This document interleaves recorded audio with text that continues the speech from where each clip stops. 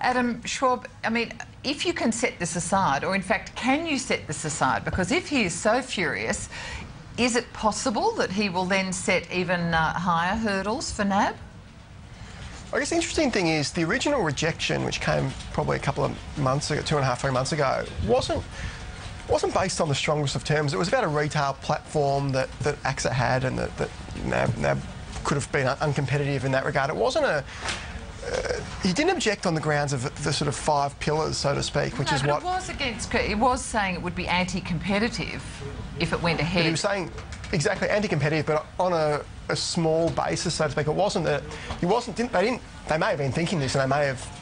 Reading between the lines, maybe you can glean this from the original reasoning, but it was going back 3 months, and when it was announced, it was purely pretty much rejected on the retail platform basis, not on the basis that we've got, as we do have far too little competition in our finance sector. We've obviously had the Westpac St George merger, the CBA Bankwest mergers going through in the height of the financial crisis that should never have been let through. And this is almost a chance for Samuel to square it up, as I think I've mentioned in the past. That those deals shouldn't have gone through. This one probably shouldn't go through either.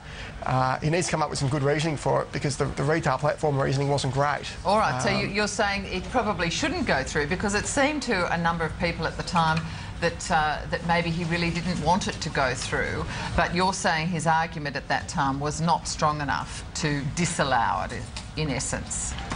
Well, ultimately, what the ACCC says is what they say. Obviously, NAB can challenge it in court, but if Graham Samuel says he doesn't like the merger because he doesn't like Cameron Klein's tie, so be it. That can be challenged later on, but that's his decision. There was also a question whether this is necessarily a great investment for NAB. When the original bid was rejected, NAB shares actually increased because there wasn't a need for an equity raising to occur. So does NAB shareholders necessarily want the deal to go through is another question. Obviously, management always seems to want mergers to go through because obviously they run a bigger company and there's hubris, and there's various reasons why management love mergers, but shareholders, especially acquiring shareholders, it's almost just empirical evidence suggests that almost always is a bad deal for acquirers and a great deal for targets and good for management who earn more. But that's why the market liked it when the bid was pulled. Okay, James, what's your view about that particularly? Showing the results? No, sorry. Sorry, I'll let you I suppose it doesn't matter. Yeah, they'll put it up. No, either way, you're saying that the big banks will put up their rates after the election. Adam, what's your view about that? That seems to be the general consensus view, that the banks have been absorbing these increases in wholesale funding costs. That banks get about 30, well, depending on the bank, about 35% of their funding from overseas. And that's becoming more and more expensive as funding becomes harder to come by. So it could become, we could see the case where the RBA rate is becoming less and less important. And obviously, we've got another thing to look at is the RBA is based their decisions, or appears to be basing their decision largely on the recent inflation rate.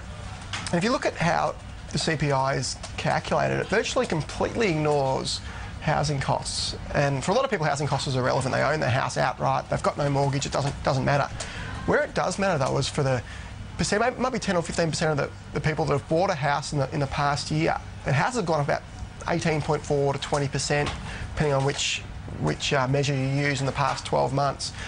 In addition to that, interest rates have gone up. So you've got a very large proportion of income for a certain amount of people being devoted to higher interest costs. So that's ignored from CPI calculations. So for those people, there's a lot less disposable income to be had, and inflation is far greater a burden than for others who obviously own their house outright.